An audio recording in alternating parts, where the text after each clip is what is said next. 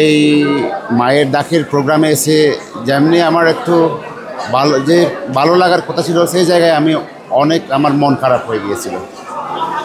যে নিজের ফিরে আসাটাও আমার কাছে একটু আমি তাদের সামনে আমি অপরাধীর মতো মনে হচ্ছিল আমার।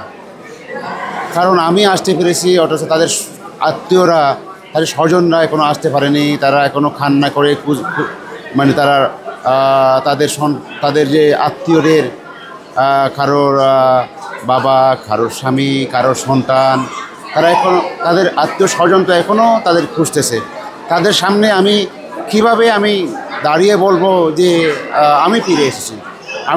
এটা একটা সুখের সংবাদ হলেও কিন্তু এটা আমার কাছে এই জন্য কষ্ট লাগে যে এই মানুষরা তারা তাদের আপনজনকে পায়নি। তো এই জায়গা থেকে আমার কষ্টটা সেই জায়গায়। কিন্তু আমি ঠিক এই কষ্টটাও কিন্তু আমার ছিল আর কি। তাদের দিকে আমি চোখের পানি ধরে রাখতে পারিনি, যে তাদের অবস্থার দিকে।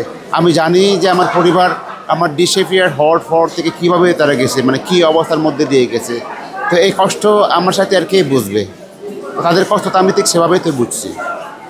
আপনি তো এটাও বিশ্বাস করেন যে ভিন্ন মত মানেই দমন করার যে প্রবণতা, এবং সে আমার মতে নয় বলে তাকে আয়না ঘরে নাও, তাকে ডিবি দিয়ে ধরো, তাকে খুন করে ফেলো, তাকে হত্যা করো, এই চর্চাটা আসলে বন্ধ হবে কবে? সভ্য সমাজ, গণতান্ত্রিক দেশ বলি আমরা, মানবাধিকার সমুন্নত রাখতে এই জিনিসগুলো তো বন্ধ হওয়া উচিত ইমিডিয়েটলি। আপনার মতামত কি? এটা অবশ্যই বন্ধ হওয়া উচিত। এবং এই সিস্টেমটা তো আগে ছিল না। এই যে আমাদের দেশে গুম হওয়ার আগে ছিল, আগে যেটা দেশ স্বাধীনের পর থেকেই কিছু কিছু গুম হয়, গুমের ঘটনা ঘটে, একটা জুডিশিয়াল কিলিং হয়।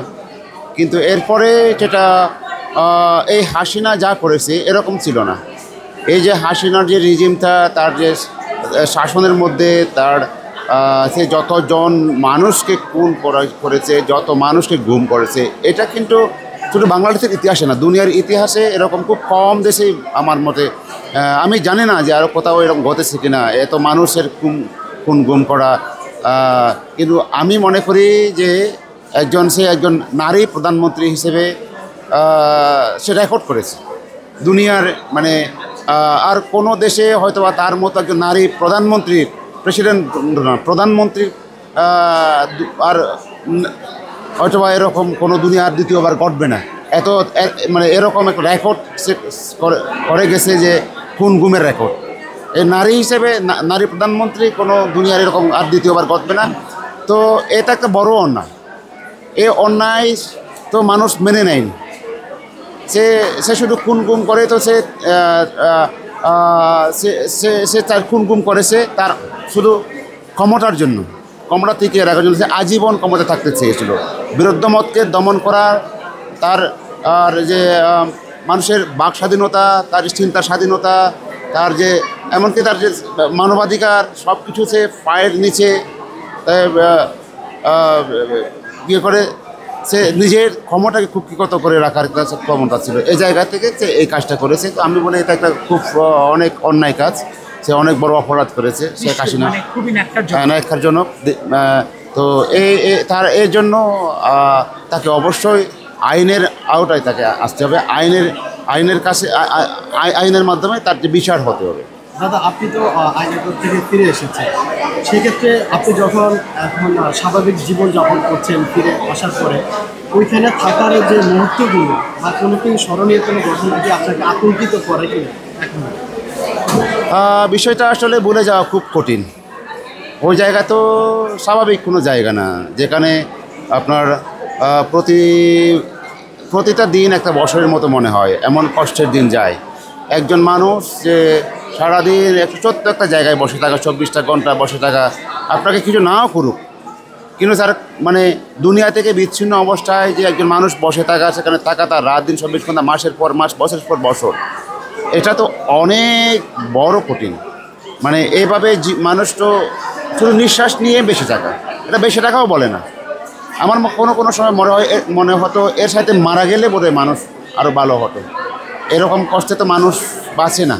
তো এইসব কঠিন মুহূর্তগুলো তো আমার সবসময় মনে পড়ে, যেখানে তারা যে এভাবে কষ্টতা দেয়, তা তো অবশ্য এটা বলে যাওয়া সবসময় আপনার মনে পড়ে যে একটু শব্দ শুনলে মনে হয় যেন ওখানকার আমি শব্দ শুনছি।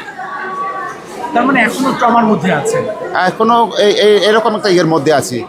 কোনো সময় খুব কান্না করতে ইচ্ছে করে, কান্না পায়, আমার চোখে জল আছে, মানে খুব ইয়ে হয়ে যায়, খুব কঠিন। দাদা আরেকটা বিষয়, আয়নাগরের যে ধরনের নির্যাতনগুলো হয়, ওখানে তারা মানুষের কেস অনুযায়ী নির্যাতন করে। আমি যেটুকু বুঝেছি পরে, যখন ওদের অনেক লোককে তারা সেখানে নিয়ে যে দেখা যায় না, কিন্তু বোঝা যায় পাশে যদি কোনো তাকে যদি কোনো মারধর করে, তাকে অত্যাচার করে, তা তো বোঝা যায়। সে যখন ওখান থেকে ফিরে আসে হাওয়া করে কাঁদতে শুরু করে, এবং এমনকি আমি বলতেও শুনেছি যে আমাকে আজকে অনেক বেশি পিটিয়েছে, অনেক মারধর করেছে, আমার জ্বর আসতেছে, এরকম বলতেও আমি শুনেছি। তো আমাকে ফিজিক্যালি তরসারটা তারা করেনি, মারধর করেনি, যেহেতু আমার কেস ছিল আলাদা, সম্পূর্ণ পলিটিক্যাল কেস। এমনকি আমার বিরুদ্ধে শুনে অভিযোগও তাদের কাছে ছিল না, বলে আমাকে যে জিজ্ঞাসাবাদ করেছে তাকে আমি সম্পূর্ণ ডিফেন্ডই আমি কথা বলেছি। তো এক্ষেত্রে আমার সেরকম সুযোগ তাদের ছিল না। তো সে অন্যভাবে আমাকে সেখানে যে এতদিন আটকে রাখা, তাই তো অনেক বড় কষ্টের। মানে এতটা বছর, 5 বছর 3 মাস একটা জায়গায় থাকা, ছোট্ট একটা জায়গায় থাকা, দুনিয়া থেকে বিচ্ছিন্ন অবস্থায়, এটা তো বাসাও বলে না, এটা একটা মৃত্যুর মতো, মৃত্যুর কূপ থেকে আমি ফিরে এসেছি। অনেক ধন্যবাদ।